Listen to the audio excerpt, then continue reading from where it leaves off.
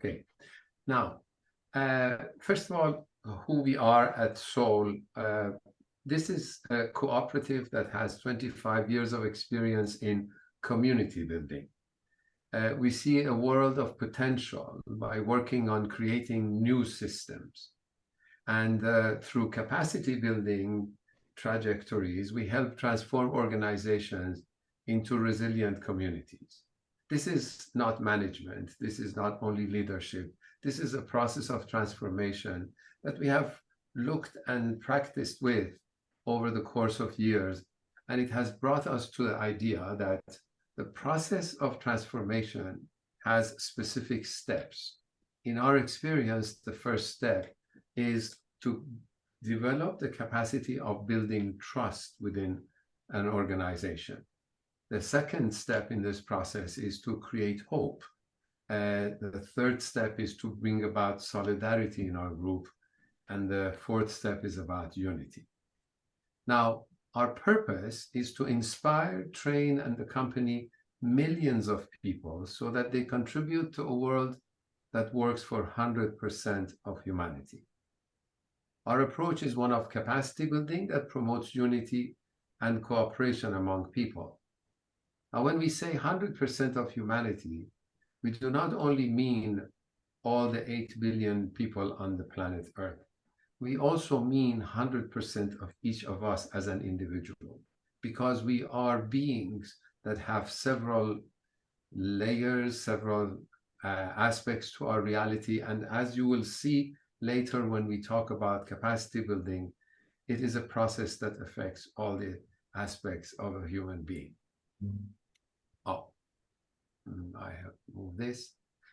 We, together with our friends from Sinfonia, we are convinced that the quality of the relations we have defines the quality of the outcome.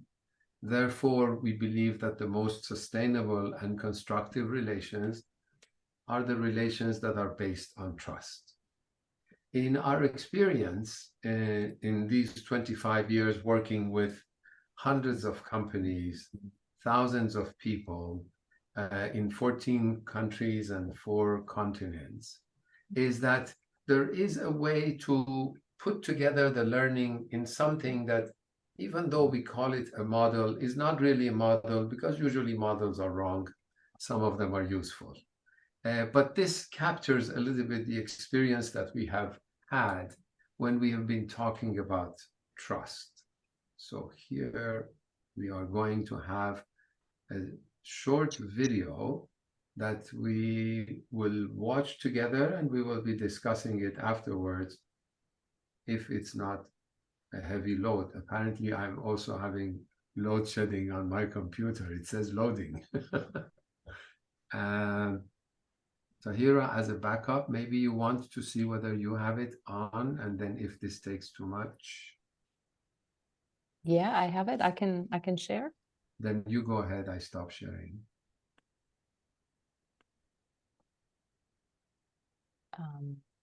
Sorry, let me just, I need to make sure I share with the sound. With the sound. There we go. Okay. Community requires a new mind to awaken the awareness of who we are and who we want to become. But for people to create a new mind, they need to bring out their thoughts, desires, concerns, and ideas they have. Often we don't see this at the workplace. We have learned that in order to create a new mind, we need to create an environment of trust. This is the leading question of the first course of soul-driven leadership. How do we create an environment of trust? As a start, we want to share a model. It's called the ABC of relationship, and it tries to highlight the dynamics of how to create an environment of trust. Imagine that you are this person, and there's another person you're working with. Could be a client, could be a colleague, could be your spouse, could be anyone. You take an action towards this person, and this action could be manifold. You hire somebody, you fire somebody, you deliver a product, you invite him for a meeting, or you don't. everything that you do has an impact on that person. And based upon this action, this person forms a belief of who you are. It's not just this action that creates this belief, it's also all the assumption that this person have about how life is and how things work here. But this is where your influence is. And then you start to communicate. The first thing we identified looking at this model is that when your actions and your communication is not aligned, that the belief in someone's mind will be diffused, maybe even confused. On the other hand, if your actions and your communication is aligned, is what you say and what you do is coherent, it's very likely that someone finds you reliable. We have learned that reliability is not the same as trust. So we identified a second layer that is of fundamental importance to this model. And it says that if your actions are just and your communication is truthful, it is very likely that you will be rewarded with trust. Now, the question here is, how can we learn to reflect on our actions and to reflect on our words so that we become trustworthy?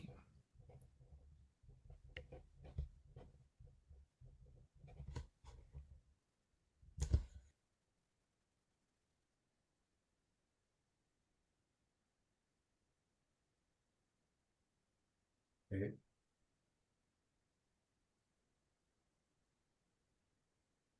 Thank you. And I will go back to sharing my screen for 1 second only, because then Tahira will take over. What we want to make sure that what we saw in this model is not something that allows us to judge others to see whether they are trustworthy or not. In other words, this model is not really for the person B here. The model is for ourselves to see what we need to do, to learn, to acquire in order that we are trustworthy. And the whole session today will be around this topic. So it is not to say, okay, I have seen such and such person, their actions and their communications are not aligned, therefore they're not only not trustworthy, but not even reliable. All the conversation today is going to be around what I can do, because that's the only thing I can control in my environment. Tahira, for you to continue this. Actually, this is Kathy's going to pick this up. So Oh, sorry. over to you, Yes. Kathy. Kathy.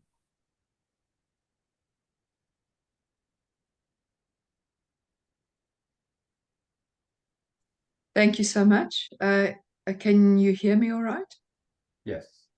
Okay. So we're going to go into small groups, and it's to begin that process of reflection around the creation of trustworthiness in ourselves and in the situations where we show up as leaders. But I'd just like to invite you first to prepare to do that, is just to settle back in your chair. Feel the chair supporting you. You can give yourself to gravity. It's here to support us and keep us grounded. So put your feet on the ground. If you feel comfortable, you can close your eyes briefly and just take a few deep, slow breaths to come into yourself. And allow your mind gently to expand and think of a situation where you experienced trust between yourself and the other people who were in that situation. And then to think about how trustworthy people act, how they speak, what words, what language do they use, their tone, how do they use their body, and what were their intentions, or what are their intentions. So as you do that, I invite you also to sense into your body, to your embodied felt sense of that experience.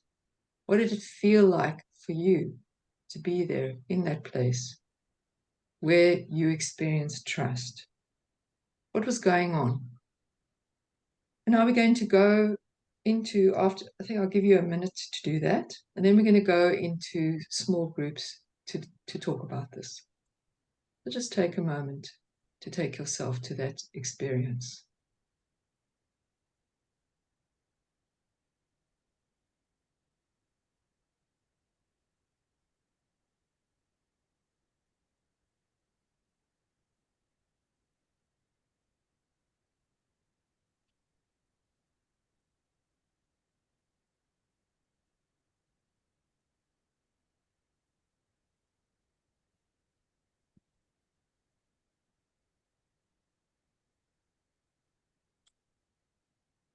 And Louise, when you're ready, you can teleport us into the breakout rooms. Thank you.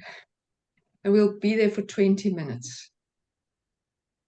And then we'll come back to reflect.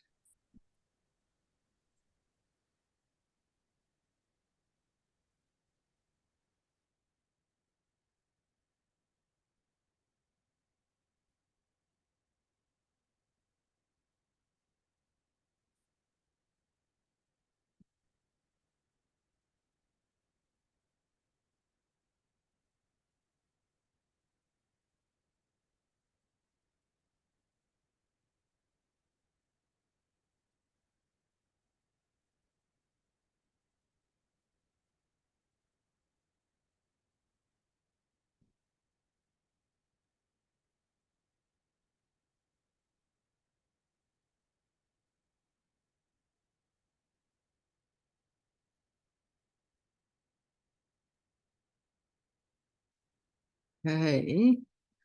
So,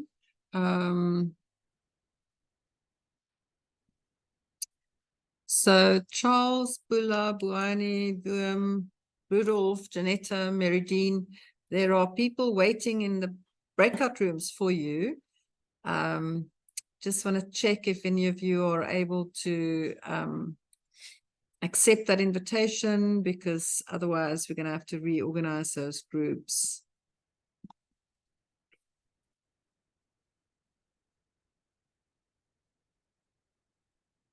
So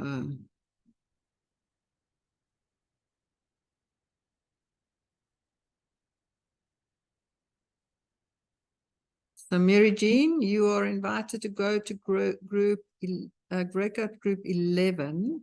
Just put you in that group again. Biani, room 13 are waiting for you. Charles, room 14. Otherwise, I'm going to have to, if you're not able to join the breakout room, I might have to combine those two groups. I think what I'm going to do is I'm going to do that anyway, because otherwise it's going to be too small.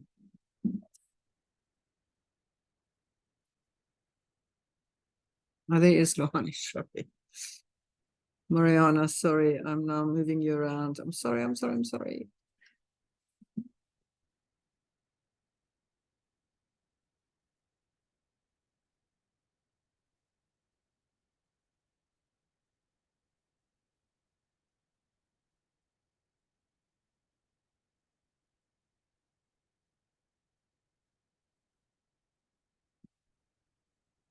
So Brett, you're welcome to go to that breakout room.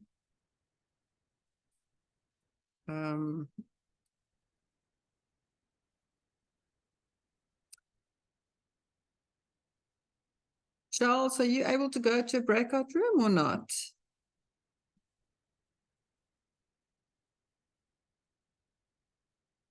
And Janetta and Brett.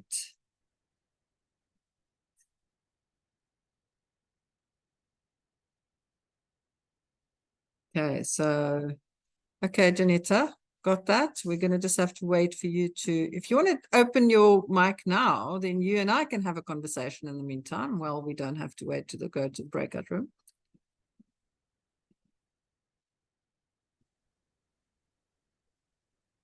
Hi, Mel. Hi. I'm gonna put you in a breakout room if I can just find out why you're not showing up on my list as people who haven't been assigned. Tahiri asked me to join room 4, but I thought I'd just come in here first. Don't know how to do that though. Room 4, is that what she said? But I can't, for some Right. reason, I can't see you on the list. Okay, yeah, so just go into room 2. Room 2, they're waiting for you. What's the question? Question Oh. is just, oh, and I must admit, I was busy doing this, so let me just quickly remind myself of the question.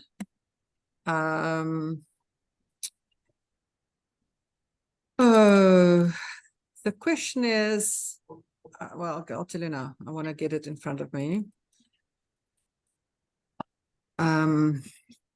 Goodness, not my day. The question is, think of a situation where you experience trust. How do trustworthy people act, speak, use their bodies, and what are their intentions? Okay.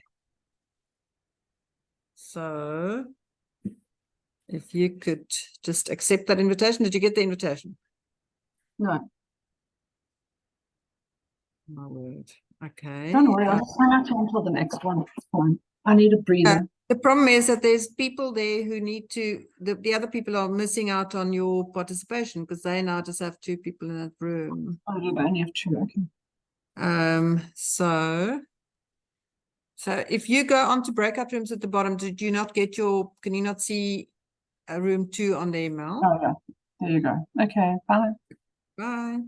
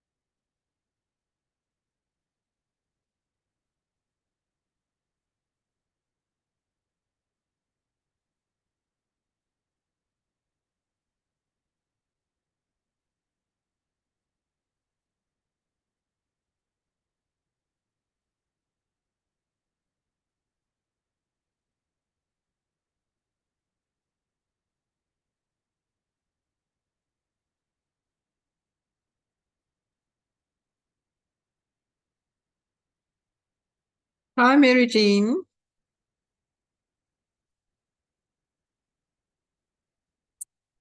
Hi, Mary Jean. Did you drop off? I'll put you back in group 9.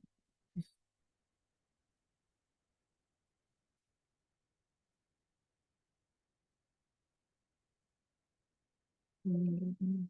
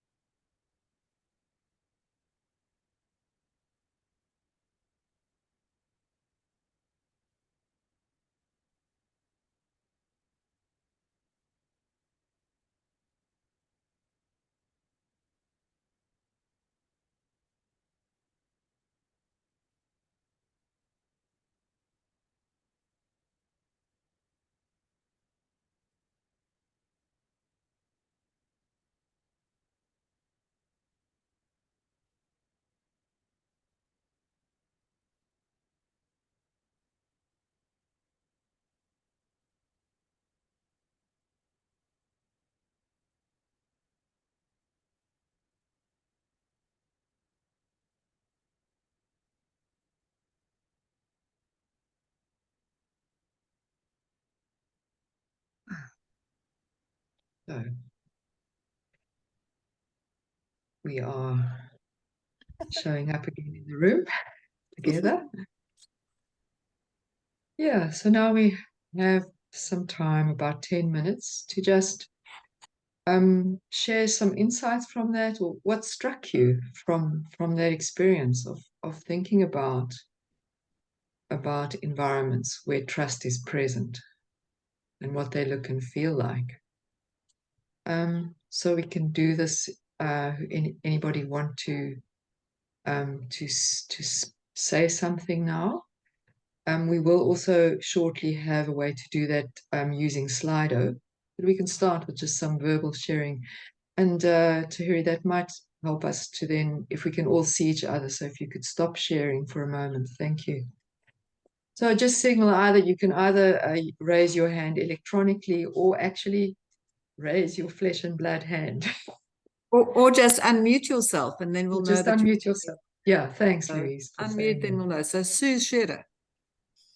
Yes, we had a beautiful discussion with Mariana, Caroline, and Bula, and I'm just going to highlight some beautiful key words that came up in our engagement. So it was really in the context of trusting myself.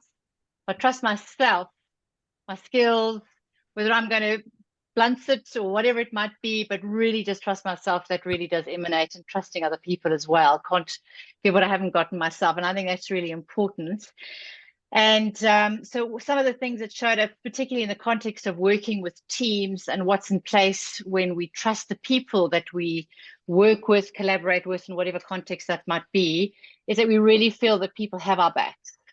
So whether I mess up, the feedback they give, it's really just they have my back. If I miss something, I've got someone to pick me up or fill in for me. That was really powerful. The words of being, not never feeling that you're being judged, but really fully accepted was a big one that came up for us in our discussions.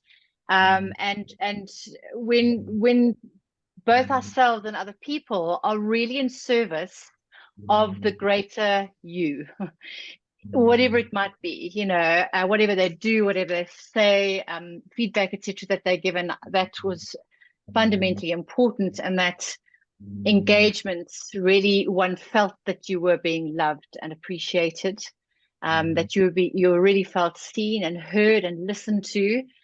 Those are fundamentally important experiences that built the trust for yourself and in others. And also really important, one of the questions that came up is, how do you create that, even with people that you may not necessarily work with consistently? And what we discussed is really having a powerful context for what is the kind of engagements that we're wanting, what is the kind of environment, what is our intention, what is our purpose behind what we're doing together, and being very clear that we contract well. So we set expectations, we set those boundaries, and that creates this powerful, safe space from which to work from which to feedback from. And so just in a nutshell, some lovely themes to build on. It was a beautiful discussion. Thank you. Yeah, we can take one or two more. Some brief reflections. What struck you about that?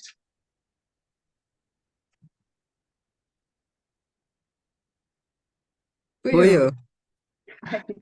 Hi, Louise. It was just interesting because we were just talking about how can you tell when somebody is giving helpful criticism versus unhelpful criticism, and the same type of conversation, the same kind of themes came up. And one that was very important for me was just that you can tell the intention behind why the person is doing the thing. So for example, if you want to trust someone, like, what is their intention in listening to you or helping you, or asking you for a certain thing that you must do? And the reason why we trust people is it's deeper than just how you look at the forefront, like the face value that you show.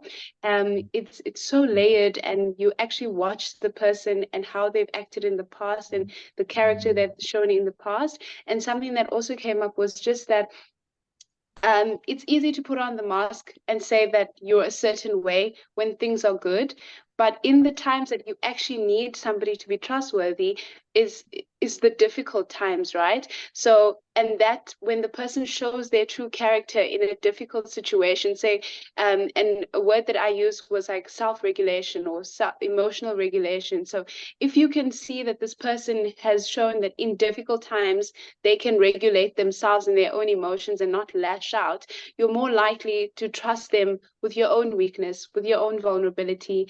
And if they also show this curiosity and listening to you, asking you questions, and rather than showing judgment, that's also very important. But the question of character and the whole person, and how they show up in all different parts of their life, not just for the show, but all the time, is a very big part of that. That came from Mark, Greg, and Tahiri, and as well as myself. Thank you. Yeah, Charles, your hands up. Yeah, we take you. Very briefly, I was in a group with Kathy and Wanda, and we were discussing initially what gives us trust in an initial relationship with somebody, and we all spoke to the effect of feeling that the person there is really present and honest and authentic, and that person really listens. And we talked about feeling really seen and heard and responded to, that we are in a situation with someone where we are together. And then, you know, somebody mentioned, remember how someone made you feel and not so much what was said. So those were some of the things that came out of our group. Really wonderful reflections. Thank you. Should we oh, Brett. Okay. We take a brief comment from you, Brett, and then we're going to move into the it will continue reflecting but using the Slido, so we'll be putting stuff in writing as well. So go for it, Brett. I'm not going to try and tell you what happened in our group, but what I am going to, we kind of got onto a subject which I think maybe is interesting for this group too, and that is, you know, when you think about trust, you often sit around a table maybe with a bunch of new people and wonder who to trust, and maybe the question should be the reverse. In other words, we should be trusting each other, and we should be waiting until they give us a signal not to trust them, because the speed to get to a point where you can have meaningful conversations, if wondering whether you can trust is such an important starting point, just slows down so much, and it can be so badly represented. I think that if you start with the point of view that humanity are generally good, trustworthy, nice people, which I think they are, and then when somebody proves that they can't be trusted, let them go, is maybe something we should think about. Thank you. Yeah, an appreciative starting point. Great. Yeah. So now we're going to share our insights on Slido. And I think that means I need help with this, Tahiri, and yeah, so there you go. So what qualities, and you can then enter them in Slido, which we were inviting you to open at the beginning. And they will appear on the screen. And Tahiri or Mahmoud, if you can help me with that, just the technicalities of it, please jump in. Sure. Well, everybody will see what is being written, and if you want, you can either comment it or ask questions about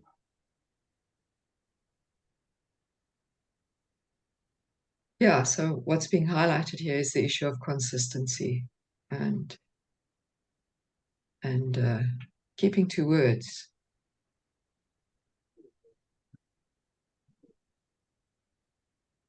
Let's see quite a lot about listening.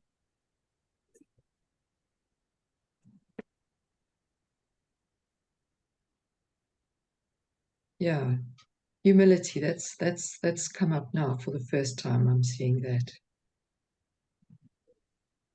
And of course, there's a lot in that. Somebody's put in vault, Brené Brown. I'm not familiar with the acronym, so perhaps explain what that means.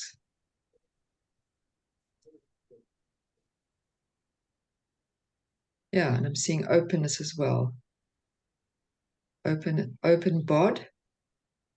I'm assuming that means body language.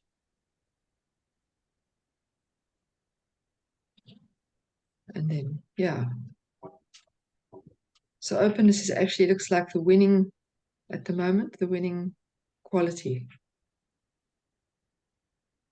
Vulnerability, consistency, humility, authenticity. Yeah.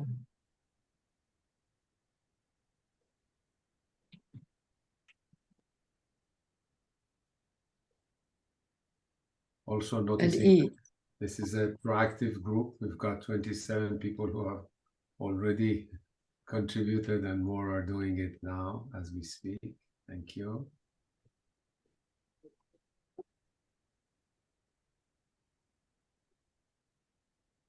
Yeah, and E is coming up there as well, an environment. That's again, it's a very big concept. What is ease, and how do we recognize it? It strikes me, and this is something that came up for me in our conversation. A lot of these things are, we sense them, that they draw on the entire intelligence that it resides in the human body, in the human being. And so perhaps for me, part of trustworthiness is being in touch with that and trusting that, learning to trust that full intelligence. And I guess that's part of reading the room, and a lot of what is being said here relates to that.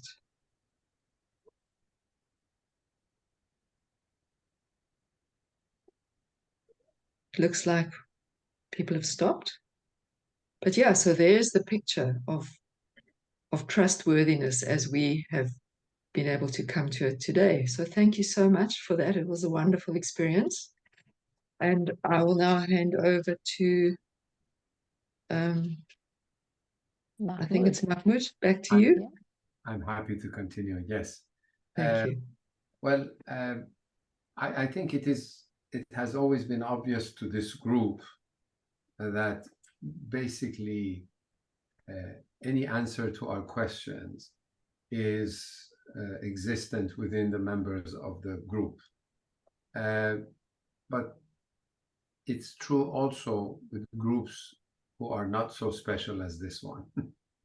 In our experience, we have seen that a number of people openly have an exchange around questions that are of interest to them. They come up with great insight. And this is also going in the direction of what Brett said, that because as human beings, we're all endowed with a lot of capacity.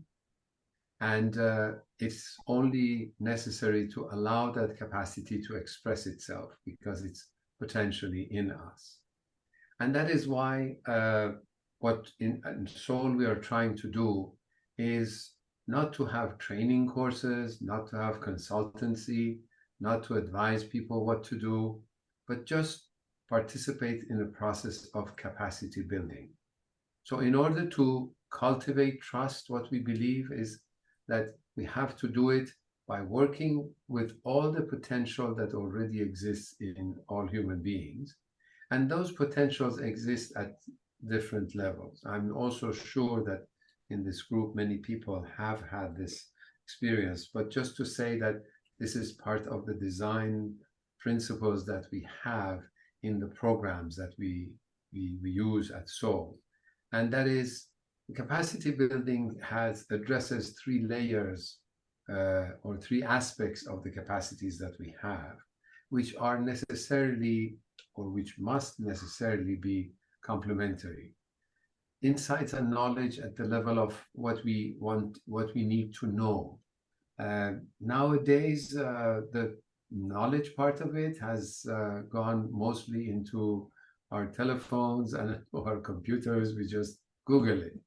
But insight is where we use our capacity to get different pieces of information and knowledge and make sense of them together, because individually they may make a lot of sense. If today we talk about anything related to the environment, people can come up with a one-line action: just stop taking your car, and obviously it will diminish CO2 emissions by God knows how many millions of tons. But that reality must be put together with others, and that's how insight comes about: putting together different pieces of knowledge and gathering insight from it. The other one is at the level of qualities and attitudes. It's the why we are doing things, and with what spirit, with what attitude. Here we discussed before on the trust issue at the level of intentions. And finally, skills and abilities. These are the ABCs of how to do things. Very often, training in the world today is at this level. You know, the ABCs of doing things, the 1, 2, 3s of doing things. And it is also a fundamental part of the whole process of building capacity. What matters is to add to that the question of, why am I building capacity? What is the reason I build capacity? And building capacity to perform acts of service creates a virtuous circle where we build capacity, perform acts of service, gain insight and knowledge from it, and continue this process by performing more and more acts of service. And that is how change comes about. An iterative process of action, reflection, and consultation in order to continue process of learning by doing. Tahira, to you. Perfect. So that takes us into the next small group discussion. So I can see a lot of your conversations have already naturally moved there, because when you start thinking about what somebody looks like or how they behave or what their intentions are, you immediately start thinking about the environments that they are in and the environments that you have been part of, where those people have showed up. But what we'd like you to do now is we're going to put you back into small groups and really have an opportunity to think about a work environment that you've been part of, where there is trust, where people trust each other, and it's at the collective level. So what I'd like you to do is I'd like you to just connect with an experience, a practical experience that you've had when you have been part of a group and there has been trust present in that group. And if you can't find it in a work environment, think about a community. Maybe you've been part of an initiative, maybe you've been part of a project, but something where that trust has been present, and think about what it felt like. What did it look like? And then Louisa is going to magically distribute us into our small groups again, and you'll have a shorter time. There'll be 15 minutes. And when you come back, we're going to ask you to share, and we'll see what emerges from those reflections.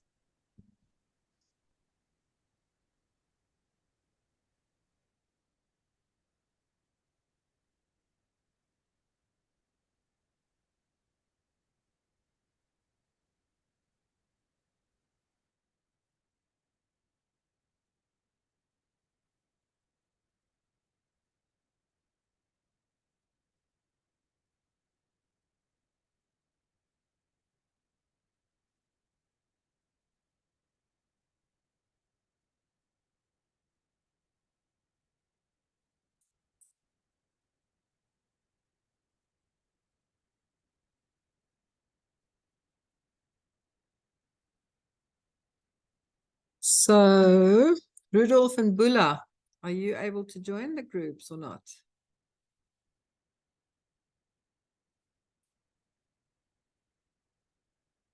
There's a group where there's just 2 people and they're missing a partner. Room 6.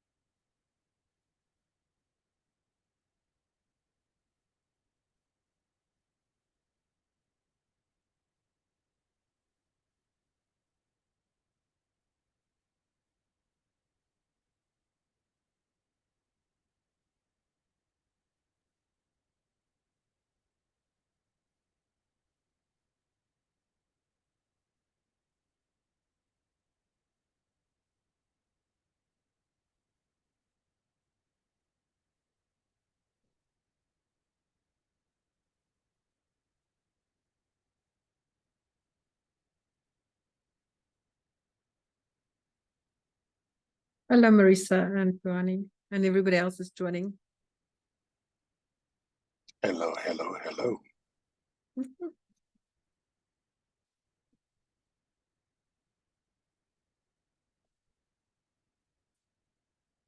Wonderful. So welcome back, everyone. What we're going to do is just give you a chance to share some of the insights. I know from the group that I was in, we had such rich insights that were emerging from that. And if you'd like to take a minute to share statements around what an environment of trust is, and we're just going to collectively pool our knowledge and insights from this group discussion. So you can go back to Slido and add in your thoughts. And it's almost like finishing the sentence. An environment of trust is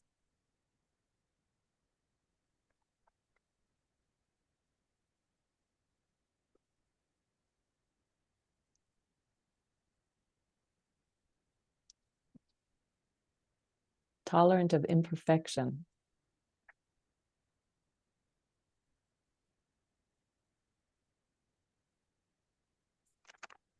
safe.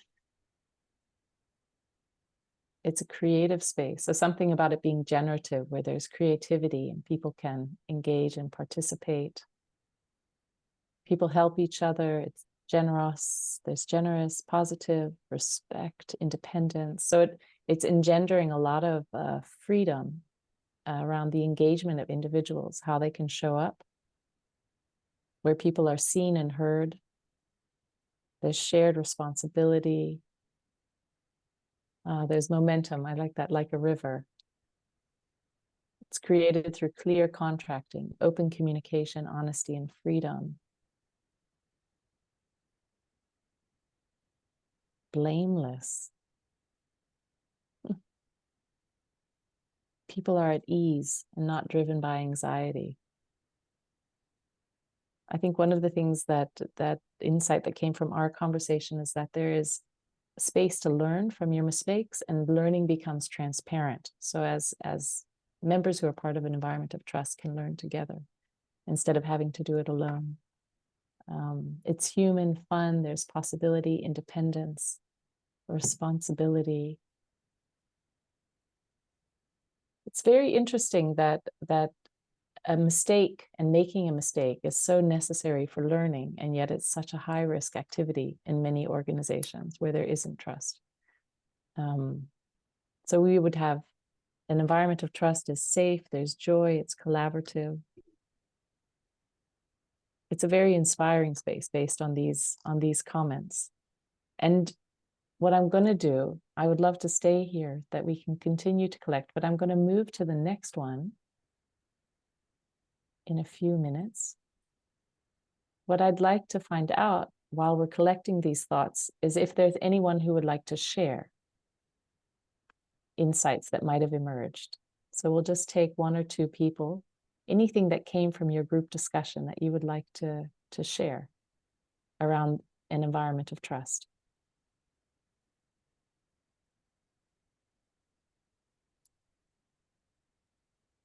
And you can just unmute yourself and start talking.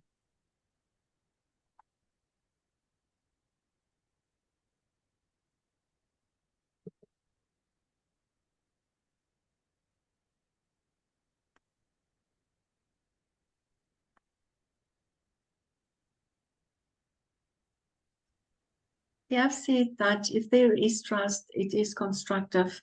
It creates an environment where you can work constructively together. Your energy is all positive and working towards a goal, as opposed to worrying and thinking, can I trust what this person is saying? Maybe I need to investigate this. Maybe I have to check this out. So it's really derailing you all the time, and it's not focused. That's amazing. Thank you very much for sharing that. And what's very powerful about what you just shared, Elmine, is it leads us into the next activity. So I think because of our time, I'm going to hand over to Mahmoud to take us into the next activity, because that kind of connects with what you were sharing at the personal level. So Mahmoud, over to you. Thank you. Well, what we want these conversations to be about is for them to be a meaningful conversation where at the end of it, each one of us leaves with an idea of what more things do we want to learn, so that we can start acting on them and that we can reflect on them afterwards, which is this virtuous circle we talked about. So we would like to take a minute now for each one of us to write down, and it's not something that you need to share with others, is what do I need to learn to become more trustworthy? Of all the things that we heard during the last hour and 23 minutes, there are certainly one or more that we think are worth trying in our personal activity, whether in our personal life, in our business life, in our community life. What is it that I can learn to become more trustworthy? And this learning, or this question that we ask ourselves, will lead us to think, what action can I undertake in order to learn? So this is an invitation to action. We have also learned in our years of working with people and communities is that if we really want to do something in a profound manner, we do need somebody else's accompaniment and help. So we also invite you to reflect right now, once you have decided what you want to learn to become more trustworthy, think of someone that you would like to team up with for these conversations on what you just decided. It could be somebody else who's participating at this event. It could be someone at work. It could be someone everywhere. Just make sure that whatever has been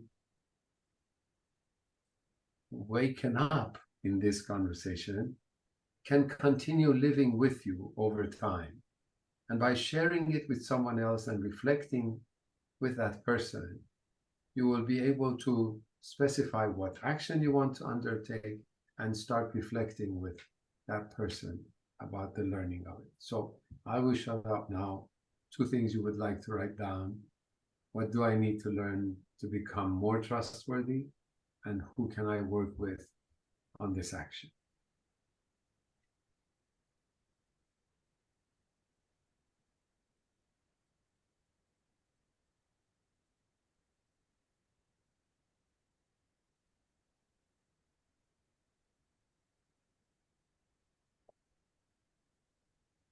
Thank you, Mahmoud. And then over to Kathy. Thank you. So we're almost at the end. So just to let you know that the next conversation will be on the 13th of September at 4 o'clock in the afternoon. Louise, I'm sure you will send reminders, so look out for that.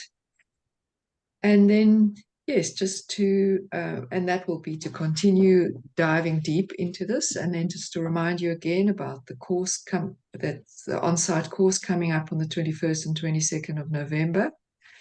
And you will also be kept up to date on that and how to register for it and where it's going to be and all the logistics about that. And then I just thought it would be nice to conclude today with a poem. And I looked through, I have a large collection of poetry, and this one somehow spoke to me, so I'd like to read it to you. It's by Mark Nepo, and it's called Having Loved Enough and Lost Enough. Having loved enough and lost enough, I'm no longer searching, just opening.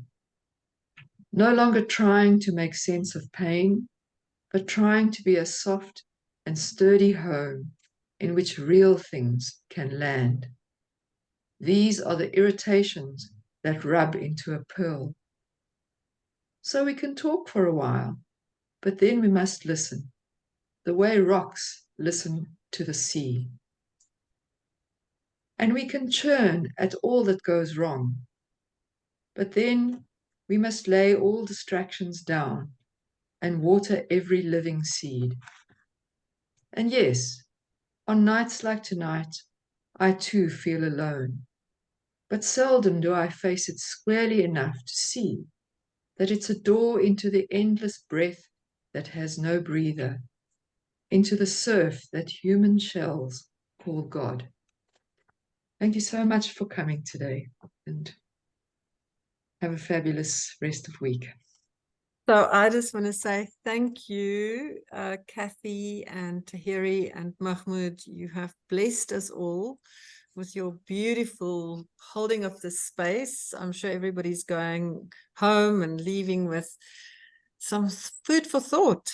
So I do want you, anybody want to, just as we end this, share your, anybody want to share any appreciation? We don't have time to do that verbally, but please feel free to put that in the chat. And then I also just want to end this with an invitation. We are creating a community of leaders who are committed to a better future. We're calling ourselves Leaders for SA. I will send you a link, or I'll send you an invitation when we send the thank you message. We'll send you the invitation to say, join us. Become part of this community, meet with other like-minded people. Many of the people on this call today are already part of Leaders for SA. So we are a community of people who are committed to find our way towards a better future. And we don't exactly know how that's going to happen, but we trust in our ability to find the solutions together. And at the heart and the of all of that is our ability to create trust and to be trustworthy. And this is why this conversation is so important. So thank you for being with us, and please invite your friends. I will share initially on the WhatsApp groups. We've got a series of WhatsApp groups, but we will also send you an email after today to just remind you to register for the next upcoming session and to invite your friends and to join our community. Thank you, Tahiri, Mahmoud, and Kathy, for your beautiful and generous hosting today.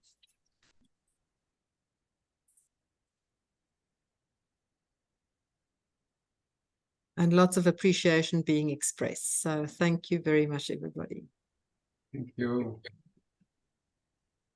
Thanks, everyone. Bye.